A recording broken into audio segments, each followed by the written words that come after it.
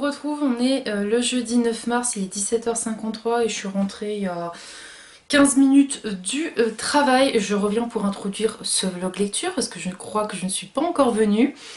Les images précédentes parlent d'elles-mêmes, du coup je vous le disais dans le précédent vlog que on allait aller avec ma famille voir le safari de Peaugres, qui est donc un zoo où j'ai fait mon EVJF. Et en fait ils faisaient des illuminations le soir, donc on voulait voir ça et c'était vraiment magnifique, je vous le recommande vraiment. C'était vraiment super, si vous voulez voir des photos, j'ai fait un post sur Instagram, vous avez le lien en barre d'infos. Et le lendemain, on allait voir le palais idéal du facteur cheval, qui était très impressionnant aussi quand on se dit que c'est une personne qui a quand même fait ça à une certaine époque et avec des outils vraiment basiques. Ce n'est pas des outils, c'est des accessoires, et une personne qui n'était pas du tout dans le métier, impressionnant. Et on a été manger des chocolats à la Cité du Chocolat de Valrhona, on a ramené du chocolat, c'était super bon et vraiment très très intéressant. Et du coup, je reviens pour introduire ce vlog, même si au niveau de mes lectures, je traîne énormément. Tout simplement parce que j'ai bouffé Guild dans mon précédent vlog. Et après Guild, j'ai eu un peu un temps mort où j'arrivais pas forcément à me remettre à lire. Et surtout, c'était un peu la période où j'avais les charges au niveau de la paye. Et si jamais vous débarquez, vous ne savez pas ce que je fais, j'ai changé de travail en novembre 2022, hein. J'étais dans ma précédente entreprise où je suis restée 4 ans en sortant d'études, 4 années dont 2 vraiment très intenses au point qu'à un moment donné j'étais plus épanouie dans l'entreprise, trop de charges de travail, trop voilà, j'étais pas bien, et au point même que j'ai fait 2 burn-out dans cette précédente entreprise, et donc j'ai décidé de partir. Je suis dans une nouvelle entreprise que j'ai voulu intégrer depuis déjà un petit moment, hein. Je faisais du repérage quand ils ont eu un poste qui a été ouvert, et du coup j'ai eu la chance d'être prise, et donc depuis novembre je suis dans cette nouvelle société. Et je reste RH, hein, je travaille toujours dans les ressources humaines, je continue de faire la paye, mais c'est une paye un peu différente parce qu'en fait c'est une grande structure de commerce liée à des jardineries et aussi vente nourriture animaux. Et du coup, ce qui se passe, c'est que maintenant, je fais les payes de 21 magasins. Donc je vous rassure, c'est pas non plus un portefeuille énorme, mais 21 magasins dont je fais les payes, plus je fais tous les contrats de France de mon entreprise. Donc c'est environ 200 magasins et soit environ plus de 350 contrats par mois. Donc c'est énorme, c'est une bonne charge de travail, mais je me sens bien, je me sens épanouie. Et c'est vrai que du coup, là, quand il y a la semaine des charges, vu que je dois faire 21 magasins au niveau des charges de la paye, je vous cache pas que ma tête elle est comme ça. Donc en général, quand je suis en paye et quand je suis en charge, je suis crevée. Et quand on ouvre les saisons dans les magasins, c'est assez intense, c'est en février et en septembre. Et c'est là où je me tape plein de contrats à faire en plus des payes, donc je vous le donne en mille, je suis claquée. Ça ira mieux aussi quand je pourrai faire du télétravail, parce qu'il faut attendre 6 mois d'ancienneté pour faire du télétravail. J'aurai 6 mois le 1er mai, donc j'ai hâte de pouvoir faire 2 jours de télétravail comme j'avais dans mon ancienne entreprise en fait. Et au moins ça me permettra de me reposer un petit peu, parce que là il faut savoir quand même que je fais beaucoup de routes. Je fais plus d'une heure de route à l'aller, 1 heure de route au retour, suivant s'il y a des bouchons. Mon entreprise est beaucoup plus loin que ma précédente. Ça m'a rajouté en fait un quart d'heure, mais mon ancienne entreprise était déjà plus d'une demi-heure de route. Donc avec les bouchons ça me fait vite 1 heure, donc c'est pour ça que j'ai hâte de faire du télétravail. Et c'est pour ça aussi que je suis un petit peu fatiguée, parce que les dernières grosses vacances c'était en août l'année dernière. Et là du coup à Noël j'ai réussi à prendre 4 jours, mais c'était compliqué, j'étais en pleine paye. Et là mes prochaines vraies vacances ce sera en septembre, donc je vous cache pas que je suis crevée. J'ai réussi à prendre 2-3 petits jours par-ci par-là, mais du coup je suis claquée. Et c'est pour ça que ces derniers temps j'avais un peu du mal à lire, donc c'était pour faire un petit résumé de ma situation. Du coup je suis toujours dans ma lecture papier de Impact avec le roi elfe, je n'arrive pas à avancer. Ce n'est pas que je n'aime pas, mais c'est comme je vous dis, je suis crevée. D'ailleurs j'ai fait moins de sport à cause de ça, tellement je suis claquée. J'en suis arrivée à la page 119, donc pour le moment je n'ai lu que ça. Honnêtement j'ai commencé depuis fin de semaine dernière, donc j'aurais pu en arriver à la moitié déjà là maintenant, voir le finir, mais je vous le dis, je suis crevée. J'ai mis mon petit marque-page La Belle et la Bête, qui va super bien avec l'histoire, puisque c'est une réécriture du conte de La Belle et la Bête. Je trouve super joli. Pour le moment, je peux pas trop me prononcer. J'ai des personnes sur Instagram qui m'ont demandé ce que j'en pensais. J'ai dit, mais je peux pas rien dire, parce que j'ai lu que 119 pages. c'est intéressant, mais je peux rien en dire. Donc je reviendrai vous en parler quand je serai arrivée à la moitié. Concernant ma lecture audio, qui est donc toujours l'Institut de Stephen King, parce que mine de rien, je pensais pas, mais c'est quand même une petite brique, hein, parce que c'est écrit finalement petit et il fait plus de 600 pages. Hein, je vais vous montrer un peu l'écriture, mais c'est assez chargé. J'ai mis à jour du coup par rapport à ma lecture d'aujourd'hui, donc j'en suis à la page 485. Il ne me reste plus que ça. Je crois que ça me disait environ 3 heures d'écoute. Donc je devrais l'avoir terminé lundi. Lundi, oui. Ou alors il ne devrait pas me rester beaucoup de temps, donc peut-être ce week-end j'arriverai à l'avancer. Parce qu'en tout cas, en général, vu qu'il me reste 3 heures là, demain je vais écouter 2 heures d'écoute, du coup sur la route. Donc je l'ai bientôt fini. Et histoire intéressante, mais je vous donnerai mon avis final parce que je suis encore un petit peu dubitative sur certains points. J'ai également reçu un livre que je me suis précommandé un peu à la dernière minute, mais j'ai de la chance, ça en reste en stock en général dans cette maison d'édition. Il s'agit de Le Pont des Tempêtes de Daniel L. Jensen chez Brajlon. Nina Quill en a énormément parlé, du coup je me suis dit il faut que je me laisse tenter. Je trouve que la couverture est vraiment super jolie. On a en plus de ça un jaspage vraiment super joli. Dans les tons violets, ma couleur préférée, je ne pouvais que craquer. Et c'est vrai que ce qui est vraiment très très joli, c'est tout d'abord l'intérieur où on a le duo de couple, le livre en lui-même qui est d'une très bonne qualité et vraiment joli, et on a quand même, s'il vous plaît, une carte en couleur très très bien faite. Non franchement, alors le livre en soi est quand même pas donné, il est à 28 €, mais je trouve que pour le rapport qualité-prix, ça va. A voir bien sûr si le jaspage tient sur le temps. De ce que je vois en tout cas là, le violet n'est pas du tout, modifié ou abîmé comme j'avais pu avoir, vous savez, avec We Hunt the Flame. Non, je pense que la qualité doit être pas mal. Par contre, c'est vrai que le livre il est très grand, hein. Vous vous en rendez peut-être pas compte. Mais si je prends une taille basique chez Brajlon, bah justement avec un Big Bang par exemple, vous voyez la diff, ils sont quand même beaucoup plus grands. Hein. Ouais, ils sont quand même beaucoup plus grands. Et je vais vous lire le résumé parce que je ne me rappelle plus du tout de quoi ça parle. Entraînée aux arts de la guerre, de l'espionnage et de la séduction, Lara est l'arme secrète de son père, le roi de Maridrina. De ses certitudes guident ses pas, le roi Aren d'Itikana est son ennemi juré, et c'est à elle qu'il revient de le mettre à genoux. Dans ce monde ravagé par des tempêtes sauvages, le pont qui parcourt Itikana est la seule voie commerciale, et Itikana abuse de ce pouvoir pour s'enrichir aux dépens de ses voisins exsangues. Sous prétexte d'honorer un traité de paix, Lara doit épouser le roi Aren et fracturer les défenses de ce pont imprenable.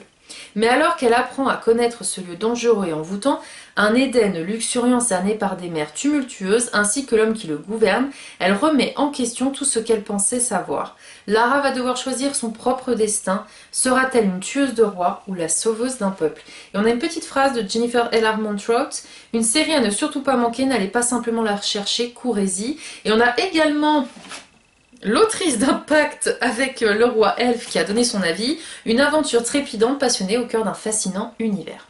Voilà, il m'intrigue énormément.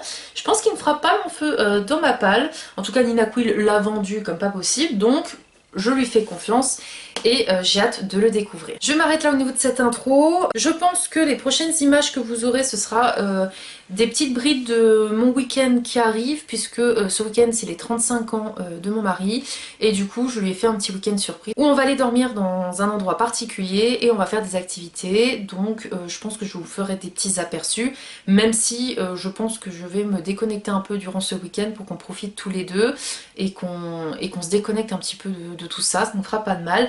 Donc je vous laisse avec la suite du vlog.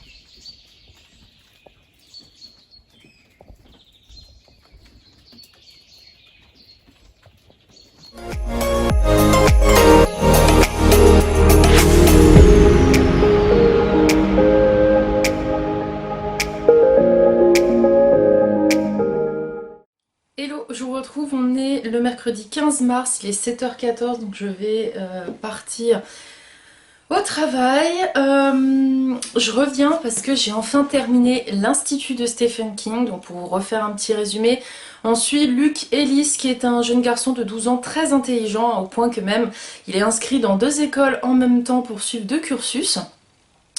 Il va être kidnappé un soir et emmené dans un institut. Il va réaliser en fait que ses parents ont été sauvagement assassinés pour le kidnapper, alors qu'on lui fait croire que une fois qu'on en aura fini avec lui dans cet institut, il retrouvera sa famille, on lui effacera la mémoire, etc. Ce qui n'est pas le cas. Quand il se réveille dans cet institut, il est très perturbé parce qu'en fait, la chambre dans laquelle on l'a mis ressemble comme 2 gouttes d'eau à la sienne. Il y a ses décorations, il y a tout, comme si on avait préparé sa venue.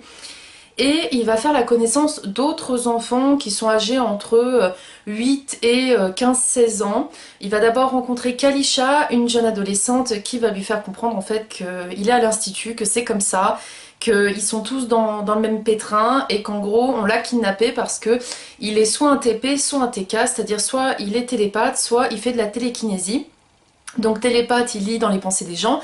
Télékinésie, il est capable de déplacer des objets. Et Luke, effectivement, est capable de faire une de ces 2 choses-là. Sauf que les expériences que l'on fait à l'Institut sont des expériences douloureuses aussi bien physiquement que mentalement, parce qu'on pousse les enfants au-delà de leurs capacités naturelles. Et surtout, on leur fait des injections, on leur fait prendre des cachets, on leur met des électrodes, ils n'hésitent pas à taser les gamins si ils ne respectent pas les adultes. Ils sont en plus gérés par des bourreaux, alors de partout on vous dit je suis au pays des rêves, l'institut veut mon bien, enfin vraiment une propagande, alors qu'en fait on fait du mal à des enfants, voire même des fois il y a des morts.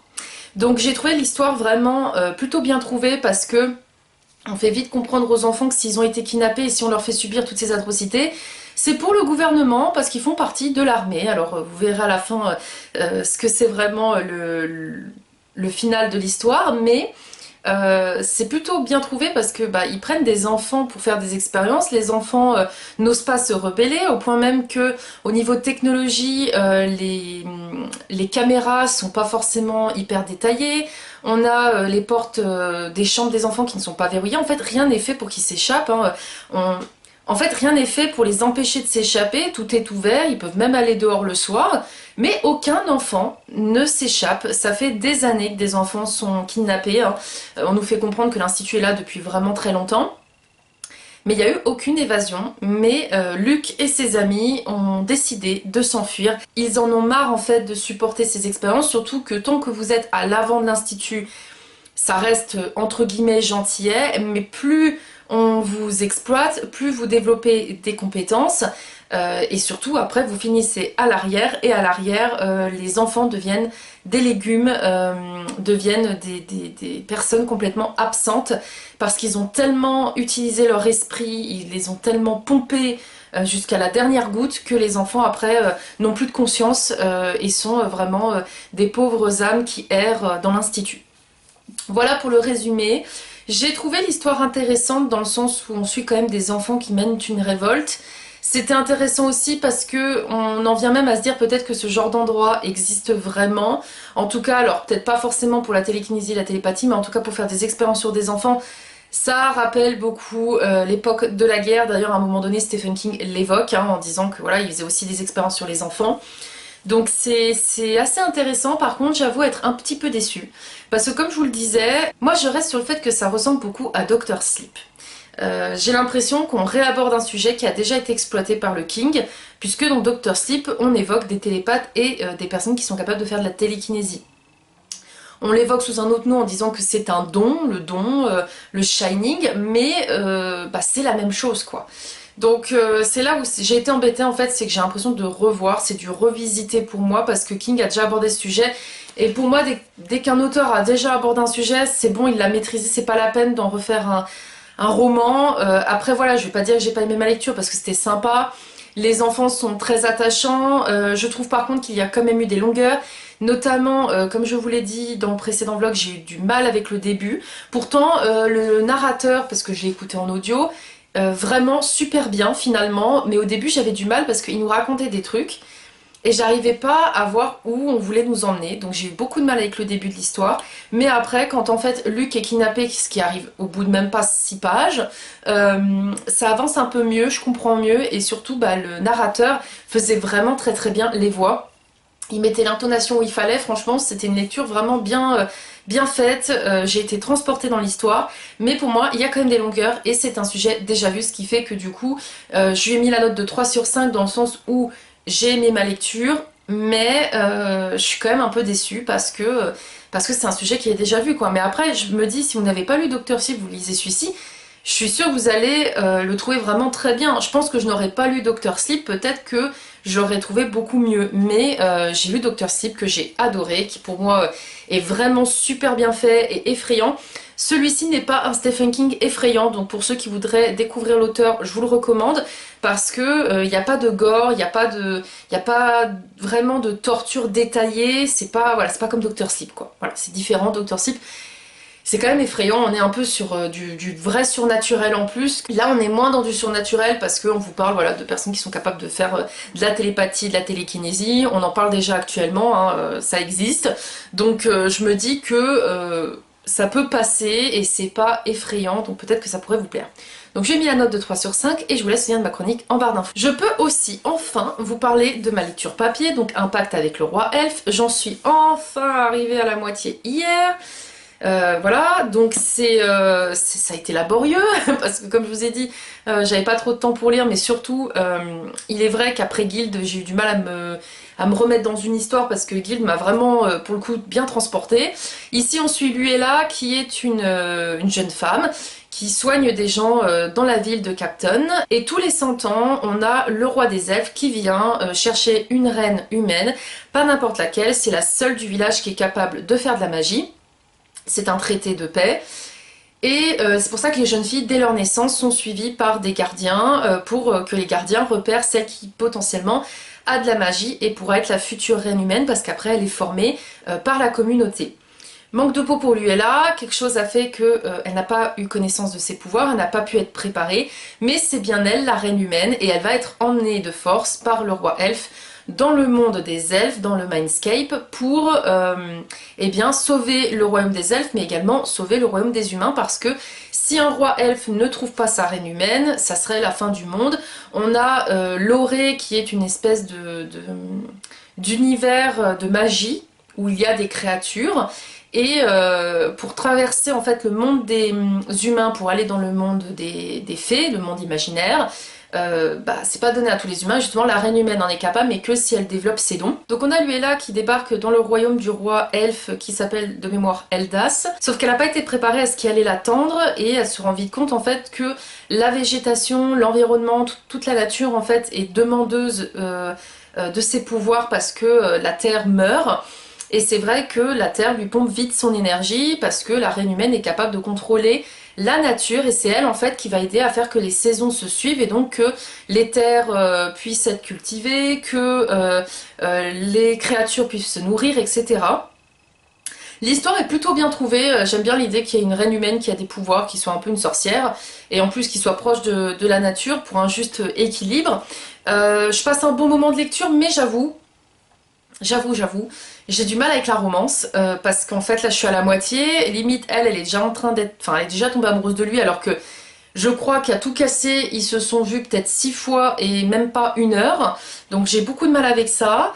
Elle m'agace un petit peu l'héroïne parce que bah déjà il y a eu un comportement avec un de ses amis, j'ai eu un petit peu du mal sur sa réaction, j'ai trouvé très violente en fait sa réaction parce que cette personne voulait la protéger et elle lui dit qu'elle l'a trahi, qu'elle aurait jamais dû faire ça, machin, mais en fait, ça partait quand même d'une bonne intention, donc faut peut-être pas être aussi virulent, ma petite dame. Et en plus, elle est sans arrêt en train de chouiner. Là, je suis à la moitié, toute la moitié du roman. Elle chouine en disant qu'elle voudrait pas être ici, qu'elle voudrait être avec sa famille, qu'elle veut soigner les gens, et si, et là, elle veut annuler ce rituel d'avoir une reine humaine, machin, machin. Elle veut révolutionner le truc. Sauf que, ok, j'entends que t'es pas bien, j'entends que tu rejoins ta famille. Une fois tu me le dis, c'est bon, pas besoin de le répéter 100 fois. Et surtout, j'ai envie de dire, il y a eu tellement de reines humaines avant, je pense qu'elles auraient toutes voulu faire comme toi, elles ont dû tenter le truc.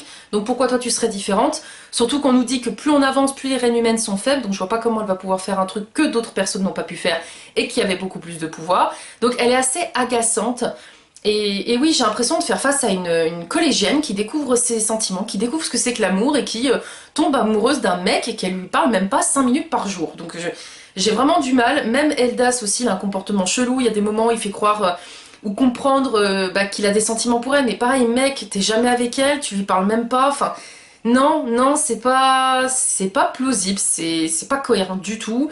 Ça me fait pas rêver quoi. Ça me fait pas rêver comme histoire d'amour parce que je vois pas comment une relation peut naître entre deux personnes qui ne se voient jamais et qui ne se parlent pas, qui ne se connaissent pas. Ils ont rien partagé ensemble si ce n'est de s'en foutre plein la tronche. Donc ouais, j'ai beaucoup de mal. Après voilà, ça se lit.